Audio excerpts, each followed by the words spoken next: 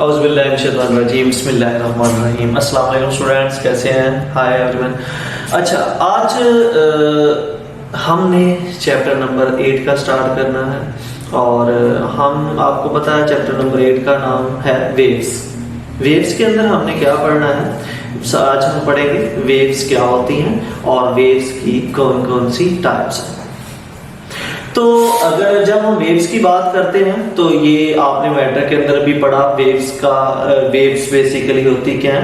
तो वेव्स की अगर हम डेफिनेशन की बात करें तो हम यूं कहेंगे कि the disturbance produce in a medium due to which the energy transfer, किसी भी मीडियम के अंदर वो खलल जिसकी वजह से एनर्जी ट्रांसफर होती हो, मतलब एनर्जी तो ट्रांसफर होनी है लेकिन मीडियम के जो अंदर एक खलल पैदा हो जाए, मीडियम के अंदर एक डिस्टर्बेंस पैदा हो जाए जिसकी वजह से एनर्जी ट्रांसफर हो जाए, उसे हम क्या नाम दे देते हैं? वेव्स का नाम दे देते हैं। ठीक है, तो the disturbance produce in a medium due to which energy transfer is said to be waves. अब वेव्स की उर्दू में भी आपने डेफिनेशन पढ़ी हुई है कि मीडियम के जो किसी भी मीडियम के अंदर ऐसा खलल जिसकी वजह से जो एनर्जी है एक जगह से दूसरी जगह ट्रांसफर हो जाए तो उसको हम वेव्स का नाम देते हैं। अब वेव्स के बारे में हमने पढ़ा हुआ है, वेव्स की बहुत सारे टाइप्स हैं, उनमें से कुछ जो है वो वेव्स होती क्या है, कौन कौन सी वेव्स हैं, उनकी वेव्स की एग्जांपल्स के बारे में हम पढ़ेंगे। सबसे पहले नंबर पे हमारे पास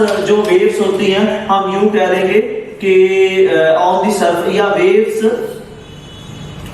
इन अ स्ट्रिंग, एक रस्सी के अंदर जो वेव्स होती हैं वो भी, या आप यूं कह लें कि आपके पास एक तनी हुई रस्सी है, उसको आप जब जर्क देते हैं तो उसके अंदर वेव्स पैदा होती हैं जिसकी वजह से एनर्जी एक जगह से दूसरी जगह जो है वो ट्रांसफर होती है। वेव्स और कौन सी हो सकती हैं? दूसरे नंबर पे on the surface of water,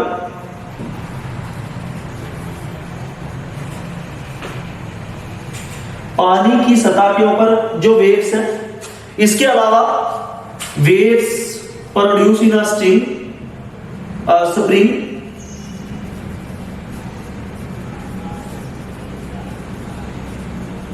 spring के अंदर पैदा होने वाली वेव्स। वेव्स की और एग्जांपल हमारे पास रेडियो वेव्स, पांचवें नंबर पे हमारे पास जो है वो लाइट वेव्स। ये सारी की सारी हमारे पास क्या है? वेव्स है। ये सारे के सारे एनर्जी को एक जगह से दूसरी जगह ट्रांसफर करने के जराए।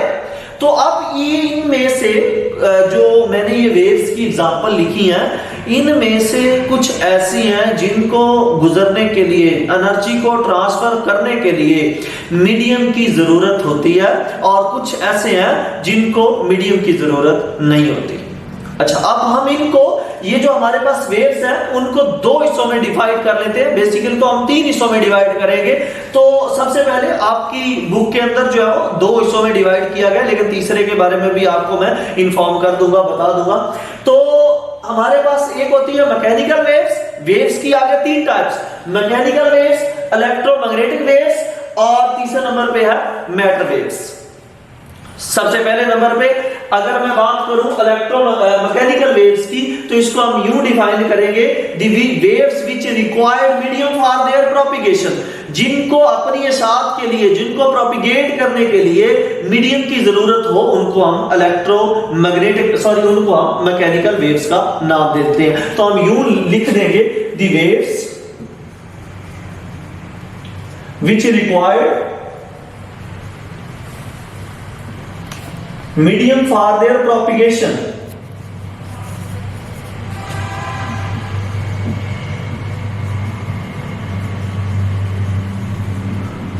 जिनको अपनी इशाअत के लिए मीडियम की जरूरत हो, उनको हम मैकेनिकल वेव्स का नाम देते हैं। तो हमने जो पिछले 5 एग्जांपल पढ़ी उनमें से कौन कौन सी मैकेनिकल वेव्स हैं। और तो अगर आप देखें, वेव्स प्रोड्यूस इन स्ट्रिंग, कि जो रस्सी के अंदर वेव्स हैं वो भी किसकी एग्जांपल है? मैकेनिकल वेव्स की एग्जांपल है। दूसरे नंबर पे हमारे पास waves on the surface of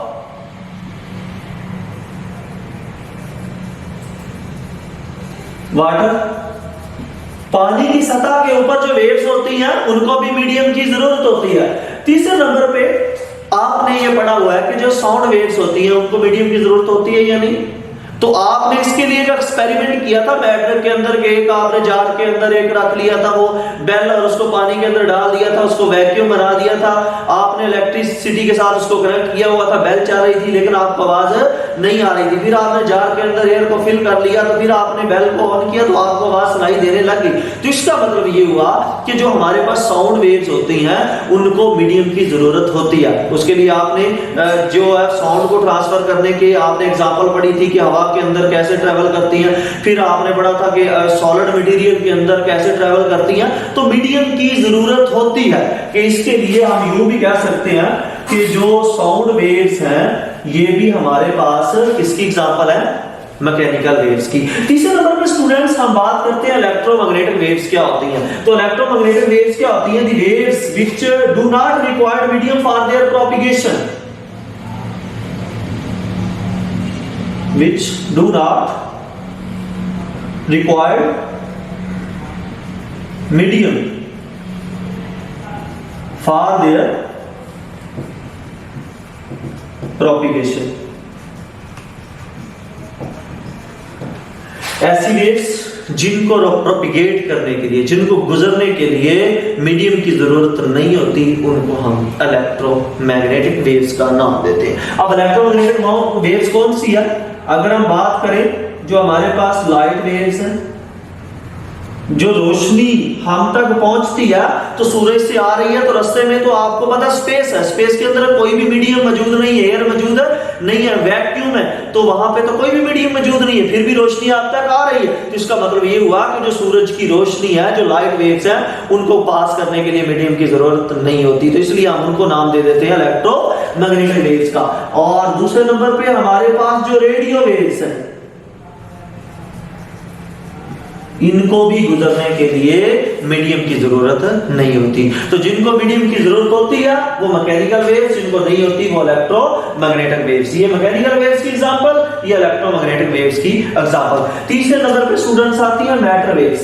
matter waves क्या होती हैं, आप जो है वो इन दोनों जो है वो सबसे पहले नंबर पे हमारे पास कुछ पार्टिकल ऐसे होते हैं जिनकी स्पीड बहुत ज्यादा होती है। दी वेव्स जो है वो आप यूं डिफाइन कर लेंगे, the wave associated with the particle which are moving with very high speed. तो यहां पे हम कह सकते हैं the waves associated with the particle which are moving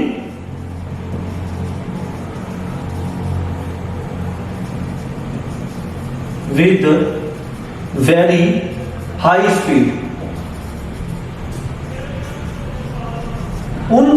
वो वेव्स जो उन पार्टिकल से ताल्लुक रखती हैं जिनकी जो स्पीड है वो बहुत ज्यादा होती है। अगर इसकी हम एग्जांपल की बात करें तो हमारे पास जो प्रोटॉन होते हैं या हमारे पास जो इलेक्ट्रॉन होते हैं, ये हमारे पास इनकी वजह से आपने पढ़ा जो इलेक्ट्रॉन और प्रोटॉन है, इनकी ड्यूल नेचर है, इनकी पार्टिकल नेचर भी और इनकी वेव नेचर भी है। तो बेसिकली अगर आप देखें तो ये हमारे पास पार्टिकल भी हैं और वेव्स भी हैं। तो इन चीजों से इलेक्ट्रॉन, प्रोटॉन और न्यूट्रॉन की जो वेव्स होती हैं, इनसे रिलेटेड जो वेव्स होती हैं जिनके बारे में हम डिस्कस करते हैं, इनको हम मैटर वेव्स के अंदर डिस्कस करते हैं। तो स्टूडेंट्स आज हमने वेव्स के बारे में पढ़ा, वेव्स क्या होती हैं, फिर हमने पढ़ा वेव्स की एग्जांपल्स के बारे में पढ़ा, उनमें से फर्दर फिर हम उन वेव्स को हमने 3 हिस्सों में डिवाइड कर दिया। जिनको मीडियम की जरूरत होती है उनको मैकेनिकल वेव्स का नाम दे दिया, जिनको नहीं होती उनको हमने इलेक्ट्रोमैग्नेटिक वेव्स का नाम दे दिया। और जो वेव्स उन पार्टिकल से एसोसिएट करती थी जिनकी स्पीड बहुत ज्यादा होती है तो उनको हमने मैटर वेव्स का नाम दे दिया। कल हम वेव से रिलेटेड नेक्स्ट पढ़ेंगे, तब तक के लिए अल्लाह हाफिज, फी अमानिल्लाह।